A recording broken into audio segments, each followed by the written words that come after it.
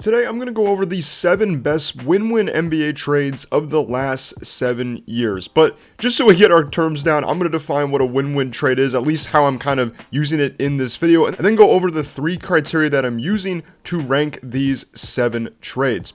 So first, with a win-win trade, I'm defining this as when both teams greatly benefit from a trade in their own respective ways, which maybe that involves a championship or consistent contention for one team, but it could involve, let's say, like valuable assets for a short rebuild and maybe a quick route back to contention for another team. So basically the 3 criteria how I rank these teams. First is the overall value that the traded players and draft picks each provided to their new teams. So basically this means, did the traded players fulfill the goal of what each team seemed to be looking for and just looking to gain with this specific trade? And also, is there equality of both sides, right? Did both sides end up getting what they wanted out of this trade? The next criteria is what these players' new teams ended up trading their traded players for, if applicable. So this basically means, right, like, let's just take, for example, the Andrew Wiggins and D'Angelo Russell trade, right? Like, D'Angelo Russell ended up getting a trade for Mike Conley, right? So how did these teams end up using their, newly traded players to maybe get new players, right? So that's kind of a factor as well. And the last factor, I didn't really want to put this last, but just for the sake of each team's goals, because like I said, some teams, their goal with these trades isn't exactly like championship contention just yet. So the last criteria is championships, right? Did this trade lead to, a championship for a specific team involved in one of these trades? But let's get right into this ranking. So at number 7, we have the trade involving OG Anunoby when he was traded to the Knicks for RJ Barrett and Emmanuel Quickley. Now, we don't really know the fruits of this trade too much just yet, because obviously OG Anunoby's only been with the Knicks for about a year now, and RJ Barrett and Emmanuel Quickley, they're kind of a part of a rebuild right now in Toronto, but they did trade for Brandon Ingram, so that's a plus, and Toronto may get back to playoff contention next year. But with what the Knicks and Raptors both got in this trade, right, like OG really has propelled the Knicks since being traded there. I mean, his first year there, they went I think 20-2 in the regular season or something like that, maybe 20-3 in games he played in. He's been key for this team on both ends of the court and has really improved offensively this year in 2025 and just his overall offensive game. And he's already an elite wing defender, right? So the value he provides on both ends of the court for this Knicks roster, but also with RJ Barrett and Emmanuel Quickley. I mean, RJ Barrett, he's really improved since coming to the Raptors, averaging around 23 points a game, around 35% from 3, 6 assists. He's been really great, and Emmanuel Quickley, the Raptors signed him to a big, huge contract in the 2024 offseason, so now he's going to be there for a long time. So both these teams definitely got what they wanted out of this trade. The Knicks obviously looking to win a championship, and the Raptors looking to get back to consistent playoff and championship contention, and I think both teams got what they wanted in this trade. Coming in at number 6, we have the Andrew Wiggins for D'Angelo Russell trade. I was kind of debating whether to rank this trade higher because obviously with the Andrew Wiggins trade, the Warriors won a championship. But yeah, basically Andrew Wiggins also turned into Jimmy Butler because the Warriors ended up using him, Dennis Schroeder, Kyle Anderson, right, to end up, trade for Jimmy Butler during this 2025 season. And also, D'Angelo Russell eventually was traded for Mike Conley, as I kind of mentioned as an example in the beginning of this video. But I think the thing people forget about this Andrew Wiggins, D'Angelo Russell trade is that the Warriors also got essentially Jonathan Kuminga in this trade. The Warriors did get a first-round pick from the Timberwolves, and that pick ended up becoming Jonathan Kuminga. So essentially the trade was Andrew Wiggins and Jonathan Kuminga for D'Angelo Russell. Now, I would say both sides pretty equally benefit from this. One, because obviously, like I said, Warriors got a championship out of this, and they ended up trading Andrew Wiggins for Jimmy Butler. Now, Kuminga, he's been a pretty solid player for them, though I don't really expect Kuminga to stay with the Warriors after this 2025 offseason. But on the other hand, for the Timberwolves, D'Angelo Russell was able to propel them back into playoff contention. And ultimately, the Timberwolves did trade D'Angelo Russell for Mike Conley, who has just been the perfect point guard for this team. I mean, Conley's now been here for the past 3 seasons, roughly. His chemistry with Rudy Gobert, how he, helps mentor Anthony Edwards, and just really he's kind of the glue that holds this team together for the T-Wolves. So I'd say both teams really benefited from this. Both teams were able to get back into championship contention. Now the Timberwolves have made 2 straight Western Conference Finals. I'd say both teams benefited from this trade, but like I said, I kind of was debating whether to rank this higher just because the Andrew Wiggins trade did end up leading to a championship for the Warriors.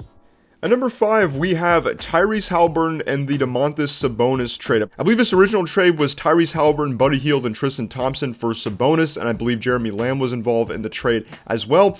But this trade honestly might end up being ranked higher, let's say a few years from now, just because of how good Tyrese Haliburton has been. Obviously, Sabonis, He's an all-star player himself. But yeah, this trade was pretty darn equal. I mean, the Kings made the playoffs in their first full year with Domantas Sabonis, ending their 16-year playoff drought. The Pacers have gotten back into playoff and arguably championship contention, now making 2 straight Eastern Conference Finals. So this trade has worked out pretty well for both teams. The reason why I don't have it ranked higher yet is because we are still kind of in a short period relatively from this trade being happened. I know it's kind of been 2.5 years, but both teams have kind of propelled themselves to a degree back into playoff contention. I know the Kings haven't really made the playoffs the past couple seasons, but Sabonis is arguably their franchise player now, so I think the Kings got what they wanted for the most part. But yeah, I mean, if the Pacers end up winning a championship or the Kings end up, making some more playoff runs here in the near future, we will see. I think this trade would be ranked a lot higher. But, I mean, considering we're 2.5 years out from this trade, man, this has worked out really well for both sides, especially the Pacers, I would say. But, yeah, pretty equal trade, and both teams definitely got what they wanted out of this trade.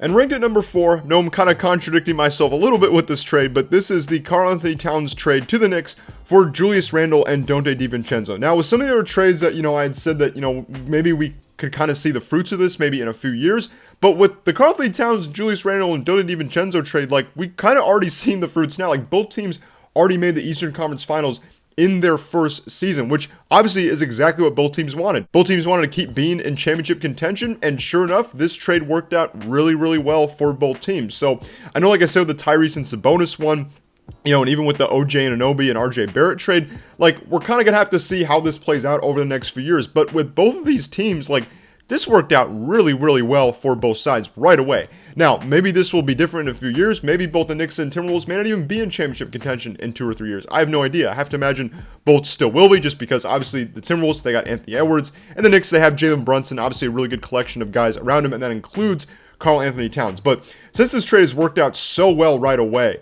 I had to rank this at number 4, and I had to rank it really high. Now, let's say the Knicks get a championship, I'd say this trade might be ranked a little bit higher, and if the Timberwolves maybe, let's say, make a finals appearance, or they make another Western Conference Finals next year, then yeah, for sure, I think this trade would probably be ranked number 1 or number 2, but because of how good it's already been, I had to rank it at number 4, and this has definitely been one of the best win-win trades I have seen, especially to materialize as quickly as it did, and for both teams to have just as much success as they have so far with their new players on their new teams.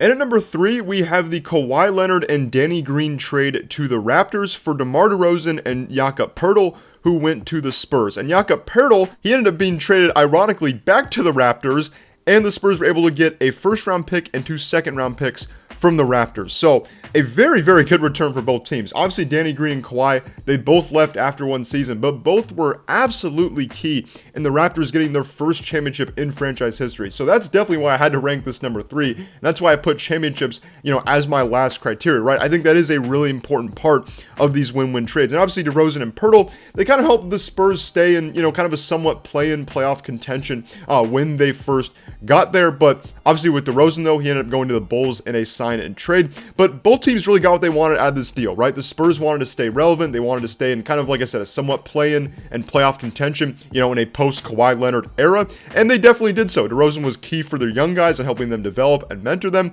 And obviously, like I said, with Kawhi and Danny Green, even though they left only after one season, they were key in helping bring the Raptors their first championship in franchise history. So definitely had to rank this one in the top 3 because of the returns both teams got. And obviously, like I said, led to a championship for the Toronto Raptors. Ranked at number 2, we have the Anthony Davis trade to the Lakers for Brandon Ingram, Lonzo Ball, Josh Hart, and 3 first-round picks. Now, the Lakers, pretty clear what they got, right? Like, they got a championship through this Anthony Davis trade in Anthony Davis's first season with the Lakers, so they obviously got what they wanted there. And then Rob Pelinka ended up trading Anthony Davis for Luka Doncic. So I don't know if you could get much of a better return than that if you are the Lakers. Now, on the Pelicans side, this is where maybe it gets a little bit tricky. I don't know if it's exactly equal value, but the Pelicans were still looking to speed up their rebuild and get back into playoff contention, which I would argue that they did. I mean, Lonzo Ball obviously broke out on the Pelicans, really improved his shooting.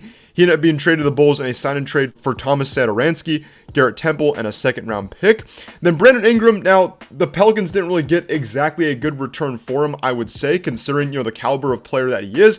But Brandon Ingram was on an expiring contract this past season, and he got traded to the Raptors, where the Raptors ended up signing him to a new contract. But yeah, in that trade, the Pelicans got Bruce Brown, Kelly Olynyk, and a first and a second round pick. So not like absolutely terrible, I would say. Still a decent return for Brandon Ingram. And then Josh Hart, he ended up turning into CJ McCollum. So that's why I would also rank this trade a little bit higher as well, because that was a really, really good trade for the Pelicans. CJ McCollum, crucial into propelling the Pelicans back into the playoffs, and was really a good fit with this team. It has been a good fit over the past 3 years. And then obviously the 3 first-round picks, like I said, I'm not entirely sure what they ended up doing with those 3 first-round picks, but regardless, the Pelicans got a pretty good return. They got back into playoff contention. Obviously, they were not contending last season, so maybe this trade, looking back, maybe not the most equal value, I would say, but then again, I have to go back to the criteria that I set for myself, right? And the fact that both teams had different kind of goals or aims with this trade, right? The Pelicans wanted to look to speed up their rebuild, get a lot of good young players, draft picks, and they were able to get back into playoff contention somewhat, right? Minus, of course, a lot of the injuries they've had. From the Lakers' perspective, they were able to get a championship. So I would say this has definitely been one of the best win-win trades we have seen just overall in NBA history.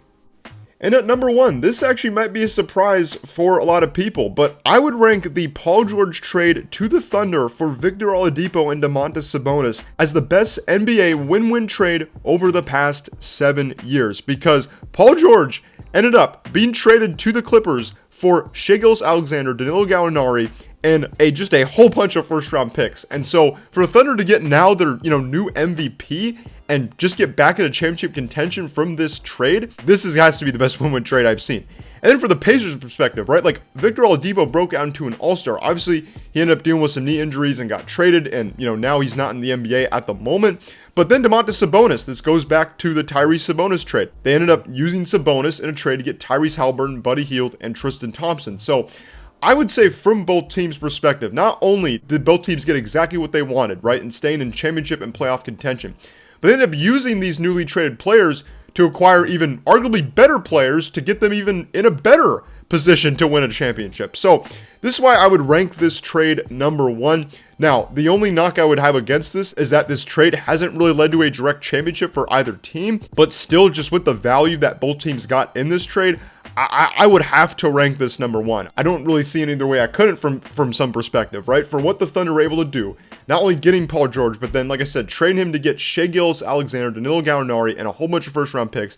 And the Pacers side, Victor Oladipo turning into an all-star, Sabonis turning into an all-star, then using Sabonis to get Tyrese Halliburton. Like, both teams did a masterful job, not only coming up with this trade, which we all thought was not that good of a trade, when it originally happened, but then also using these newly traded players to acquire even better players and get into, even a better position to contend for championships. So that's why I would rank this trade number 1. Let me know your guys' thoughts down below in the comments. I'm curious because I know all of you guys would probably have different rankings and maybe different criteria for rankings, but this is the criteria that I used and want to make a video about this. Thought this would be a really just interesting video topic. So yeah, let me know your guys' thoughts down in the comments. Hope you enjoyed the video, and I will see you guys in the next one. Peace out.